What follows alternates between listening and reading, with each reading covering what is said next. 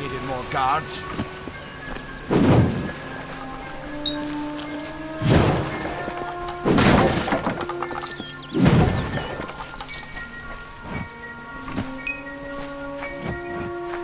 Thank Matharu, another survivor. Are there any more? I suppose that's a little bit of kindness from fate. May those still trapped inside rest peacefully. This was supposed to be a nice isolated grove. So much for that. For Morris Hughes was one of the greatest minds of our generation. The Well of Souls was a dream that was almost too good to come true. Who knows why the Tuatha hate mortals? Who knows why the Fae do half the things they do? The well was a beautiful dream, an end to death, a cure to tragedy. It would have made war pointless. It could have saved the world. We should have known it was too good to exist. Now our friends have paid the price. Stay safe. We'll be moving soon.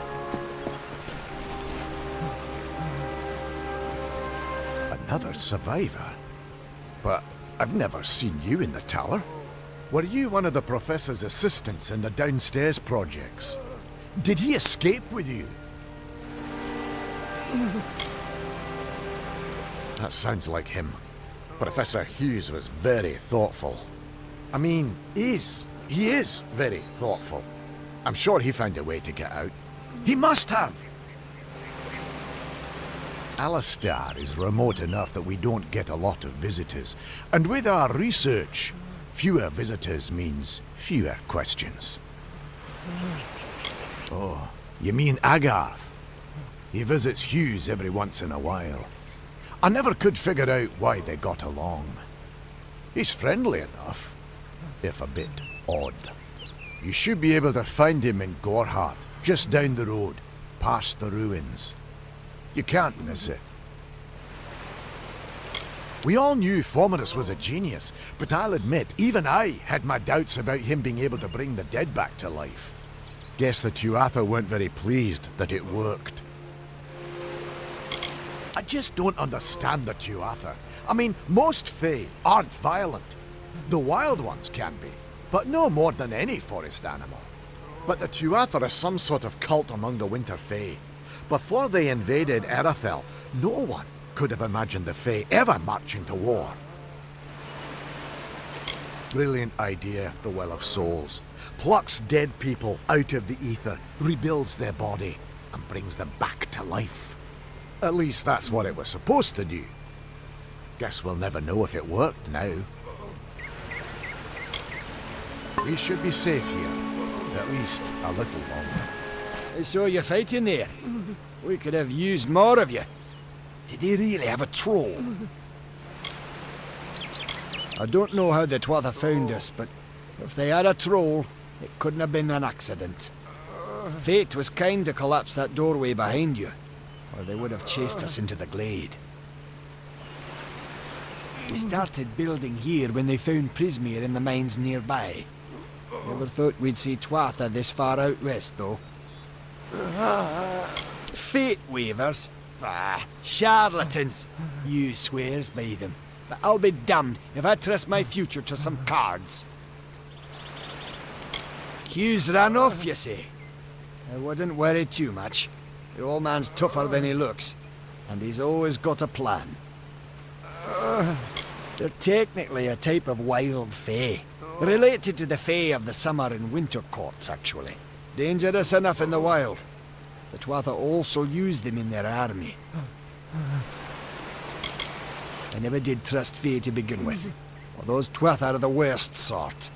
They waged some sort of holy war against humans and Alpha for years now. But the front's all the way out east. What are they doing out here? How did they know about this place? The well was incredible, but it took armloads of Prismere crystals to keep the thing active. That's why we built it so close to the Stone Candle mines. They even put in a few tunnels to deliver the crystals directly into the well. I told them it wasn't safe. Looks like I was right. Again. Good luck out there.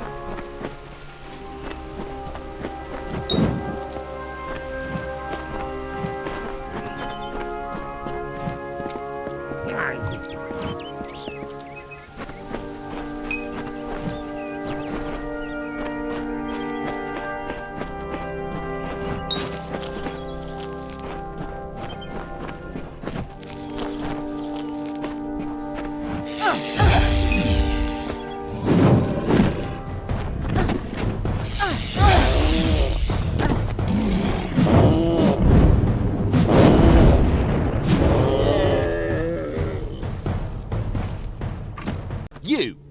I remember you. You're the one? How did you come back? How did you find me here? No, I had no idea anything like that would happen. The Well of Souls is bigger than one gnome's pet project. My employer pays for information about its progress. I just send the reports to make some money on the side. I never wanted anyone to get hurt. I never meant for anyone to get hurt. But at this point, what's a little more blood on my hands?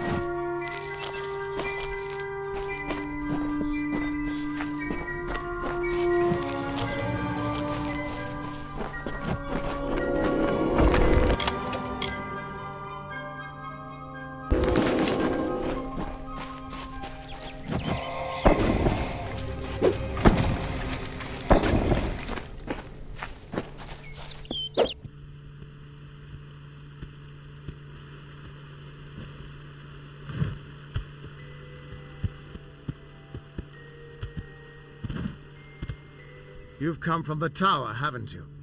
Name's Agarth. Maybe you can help an old fate weaver, eh? Did he? Poor old Fomerus Hughes.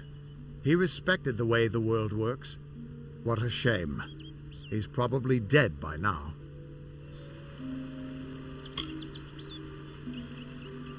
When he started his experiments here, he asked me if they'd ever be successful. The cards told me that the Well of Souls would work, but its success would come on the day that Hughes was to die. The old man took it pretty well, honestly, although we did a lot of drinking after that.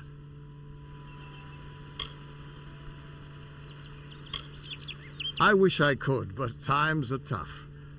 I've barely got enough to pay my bar tabs as it is.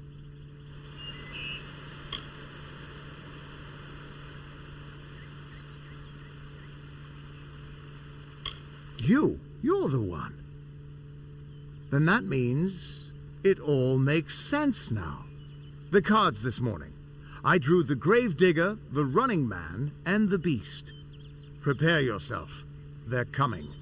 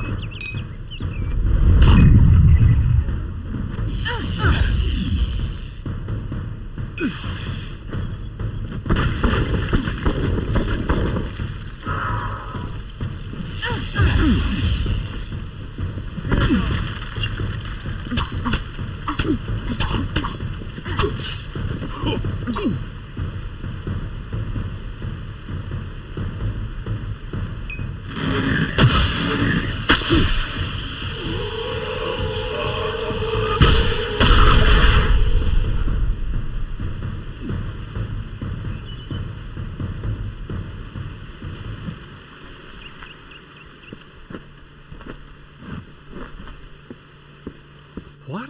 How? What are you? The threads of fate. I've seen them before, but I've never seen anyone manipulate them like that. You just changed how the world was supposed to work. How did you do that?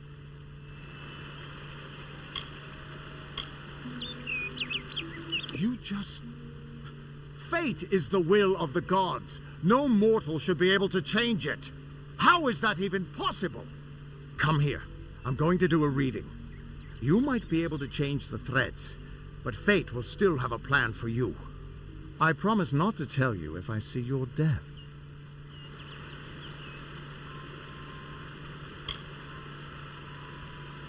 That would be my guess. He was an academic, but he had a proper respect for fate's plan, unlike most gnomes. You're nervous. Relax. This is what fate weavers do. I'll be seeing your place in the pattern of destiny. Who you are, what you've done, where your path takes you. Or, at least, I should be. You're real, right? I swear I haven't had that much. Fate's weave is always hard to see. It's in motion, hard to make out, but undeniably there. Yours is just... missing. This doesn't make sense.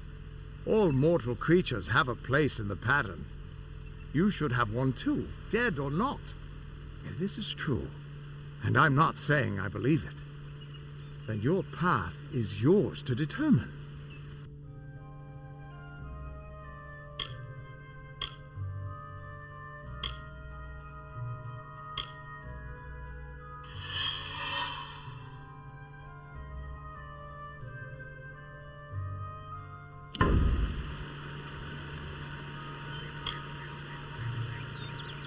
I can see the threads around you, but they're shifting, changing so rapidly, I can't make sense of them.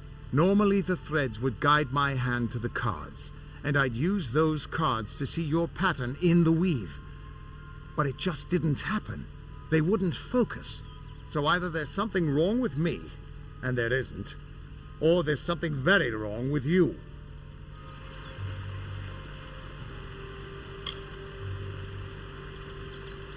It could mean nothing, or it could mean everything. The world is changing. You might be a sign of that, or maybe the cause. I've never had a reason to doubt my own readings, but we should consult with Ardena. He's not a friend, but he's got a good eye for the tapestry. I'll meet you at his home to the east. I'm going to see if I can be of any help to the wounded at the tower. That's just it. I don't know if you've got one, but that's why we're going to see Ardena. He lives in a little hut to the east in Yulven. I'll meet you there. Once I was Agarth the Unyielding, the blade of Avgrum. I wrestled the Colossus priestess and declined knighthood by the High King of the Fae. I was a hero of men, but that wasn't enough for me. I joined the Fate Weavers, hoping to find a way to conquer destiny itself. Turns out fate is the one thing I couldn't fight. You can find Arden's little cottage in the middle of Yulven. Had to move there when he got run out of town. He's a damned good Fate Weaver, but that doesn't make you very popular. Especially not in dark days like these. We are all threads in the tapestry of fate. Measured, woven, and cut according to a great plan. Fate Weavers undertake the task of reading those threads. Our title always was a bitter lie, since we have no control over how that tapestry is woven. But you do. And when a Fate Weaver looks at your place in the weave, we see only the shapes of what you may choose to become. The Fate Weavers were once a great, unified order of sages from all the mortal races. We foretold the destinies of kings and gods. But that power takes a toll. Nobody likes bad news. And all the news in the world is getting worse. The order splintered long ago. Now the old traditions are all but lost. And all I foretell is the fate of my beer. And I see it being empty soon. Hughes was always an odd one. Curious and determined as any of his kind, sure. He never shut up about his work. But he always knew what was important. He didn't worry about dying as long as he knew he'd get the well working. The Tuatha aren't like any Fae I've ever known. They're cruel, bloodthirsty, and savage. Why, they're practically human. What could this all mean?